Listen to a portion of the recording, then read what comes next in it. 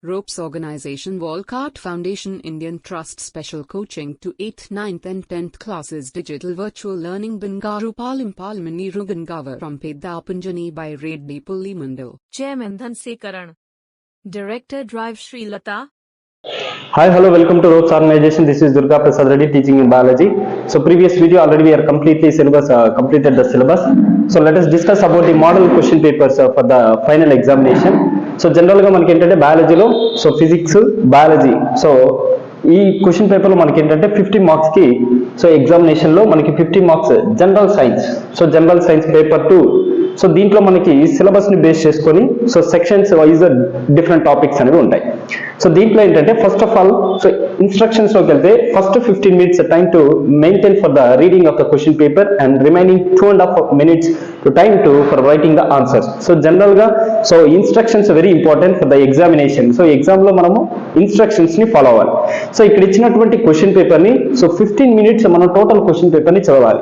So ఇచ్చిన instructions ప్రకారం section ఏ లో ఏమున్నాయి, సెక్షన్ బి లో ఏమున్నాయి, so section 1, section 2, section 3, section 4 లో ఏమేమి ఉన్నాయి, సో వాటికి సంబంధించినటువంటి డీటెయిల్స్ గురించి మనము ఇన్స్ట్రక్షన్స్ లో డిస్కస్ చేయాల్సి ఉంటుంది. సో దీంట్లో ఫస్ట్ 15 మినిట్స్ మనం ఏంటంటే టోటల్ క్వశ్చన్ పేపర్ ని సో చదువుతాం. So the 15 minutes completely we are reading the question paper. So question paper ని చదివిన తర్వాత సో నెక్స్ట్ 2.5 మినిట్స్ సో 2.5 గంట మనం ఏం చేయాలంటే నెక్స్ట్ మిగిలినటువంటి ఆన్సర్స్ రాయడానికి పాసిబిలిటీ ఉంటుంది. సో దీంతో next second point answer all the questions in the given booklet.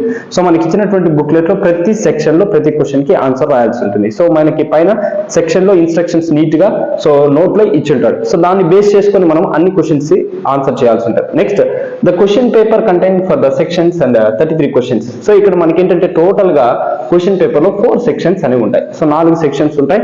So overall గా తీసుకుంటే 33 క్వశ్చన్స్ అనేవి ఉంటాయి. సో సెక్షన్ లో ఒక్కొక్క సెక్షన్ సో డిఫరెంట్ మార్క్స్ అనేవి మనకి ఇక్కడ ఇవ్వడం జరిగింది. So next section 4 has internal choice. So మిగిలినటువంటి సెక్షన్ 1 కానీ లేదా సెక్షన్ 2, సెక్షన్ 3 సో ఇక్కడ మనకి టోటల్ గా ఏంటంటే 4 సెక్షన్స్ ఉంటాయి. 4 సెక్షన్ లో ఏంటంటే డిఫరెంట్ సెక్షన్ లో డిఫరెంట్ మార్క్స్ అనేవి ఉంటాయి.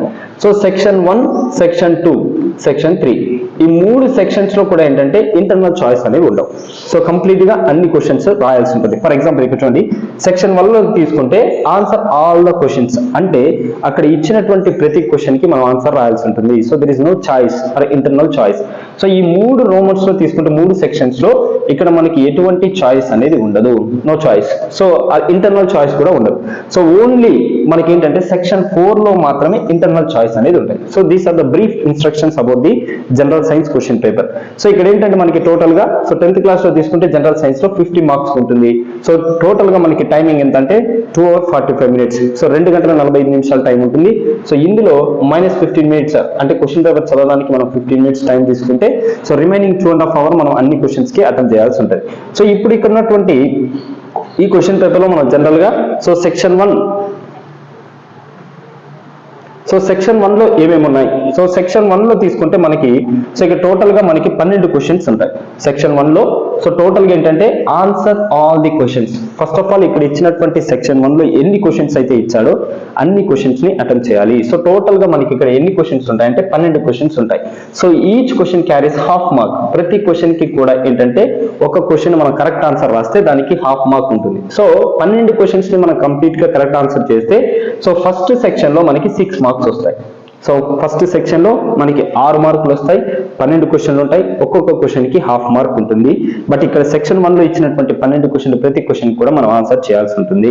So next each question carries half mark. So ఇక్కడ మనం ఆల్రెడీ చెప్తున్నట్టు ప్రతి క్వశ్చన్ కి హాఫ్ మార్క్ ఉంటుంది. సో ఇక్కడ ఏంటంటే దీంట్లో మనకి ఏంటంటే హాఫ్ మార్క్ అంటే మనకి వచ్చే క్వశ్చన్స్ కూడా ఎలా ఉంటాయంటే సో 1 word ఆన్సర్స్ అలాంటివి కానీ లేకపోతే short answers, very short answers ఎక్కువగా అడుగుతూ ఉంటాడు.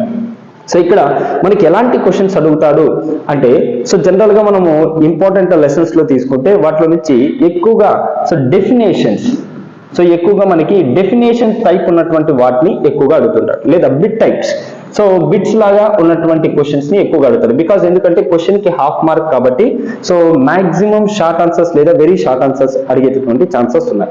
సో ఇక్కడ చూడండి for example so which phase of the photosynthesis does the above the question indicate. So ఇక్కడ ఏ ఫేజ్ లో మనకి ఫోటోసింథసిస్ జరుగుతుంది.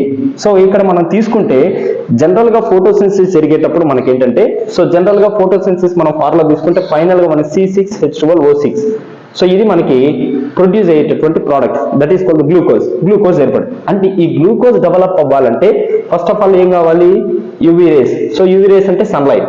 So sunlight, carbon dioxide, water, so ఇవి కావాల్సింది. సో ఇక్కడ మనం తీసుకున్నటువంటి వాటర్ మాలిక్యూల్ ఏమవుతుందంటే ఫోటోసింథసిస్ లో సో ఇక్కడ వాటర్ స్ప్లిట్టింగ్ అనేది జరుగుతుంది, అంటే నీటి అణువు విడిపోతుంది. So that is called the splitting process. So దాన్ని ఏమంటామంటే స్ప్లిట్టింగ్ అంటాం. సో ఈ స్ప్లిట్టింగ్ లోకి వచ్చేసరికి H2O ఏంగా విడిపోతుందంటే 2 హైడ్రోజన్స్ గా 1 ఆక్సిజన్ మాలిక్యూల్ గా విడిపోతుంది. సో ఇది కూడా ఎలా అంటే H+H సో ప్లస్ ఓగా విడిపోతుంది. So that is called splitting process. So ఇక్కడ ఏంటంటే సో మనకి వాటర్ మాలిక్యూల్ ఏమవుతుందంటే హైడ్రోజన్స్ గా, ఇక్కడ ఏంటంటే హైడ్రాక్సిల్ గ్రూప్స్ గా డివైడ్ అయిపోతుంది. So they are dividing the hydrogen and hydroxyl groups by the water molecule.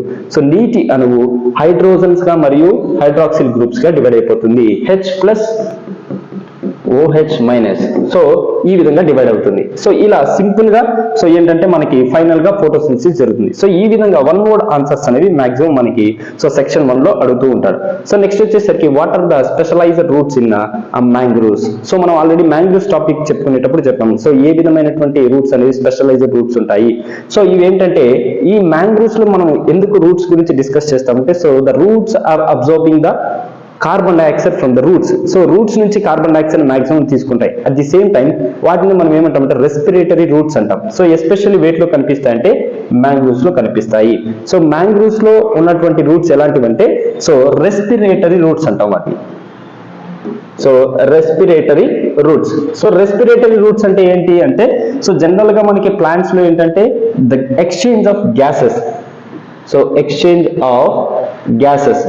So ఈ గ్యాసెస్ ఎక్స్చేంజ్ జరిగేటప్పుడు అంటే ఏంటి, ఇక్కడ మనకి సో జనరల్ గా ఆక్సిజన్ కార్బన్ డైఆక్సైడ్ ఇవి రెండు కూడా ఏంటంటే ప్లాంట్ లోకి ఎక్స్చేంజ్ అవుతూ ఉంటాయి. సో ఇప్పుడు ఫర్ ఎగ్జాంపుల్ ఫోటోసింథసిస్ జరగడానికి కార్బన్ డైఆక్సైడ్ అబ్జర్వ్ చేసుకుంటుంది.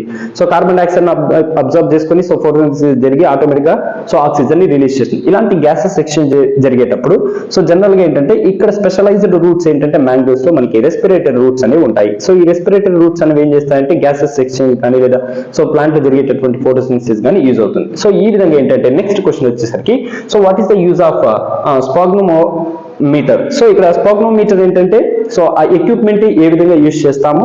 సో నెక్స్ట్ వచ్చేసరికి ఎక్స్పాండ్ ద ESRD. సో ఆ టర్మ్ ని ఎక్స్ప్లెయిన్ చేయాల్సి ఉంటుంది. సో ఈ విధంగా మనకి ఏంటంటే 1 word క్వశ్చన్ ఆన్సర్స్ ఉంటాయి. సో ఇక్కడ ఇచ్చినటువంటి సెక్షన్ లో 12 క్వశ్చన్స్ కి సో ఇలాంటి హాఫ్ మార్క్ క్వశ్చన్స్ ఉంటాయి, 1 word ఆన్సర్స్ మాత్రమే ఉంటాయి. సో ఈ క్వశ్చన్స్ 12 క్వశ్చన్స్ ని మనం అటెంప్ట్ చేస్తే సో ఒక్కొక్క దానికి హాఫ్ మార్క్ ఉంటుంది, టోటల్ గా మనకి 6 మార్క్స్ వస్తాయి. సో ఇది సెక్షన్ 1 కి సంబంధించి. సో దీంట్లో మీకు ఏదైనా డౌట్ అనిపిస్తే కామెంట్ బాక్స్ లో కామెంట్ చేయండి. Thank you అనడా.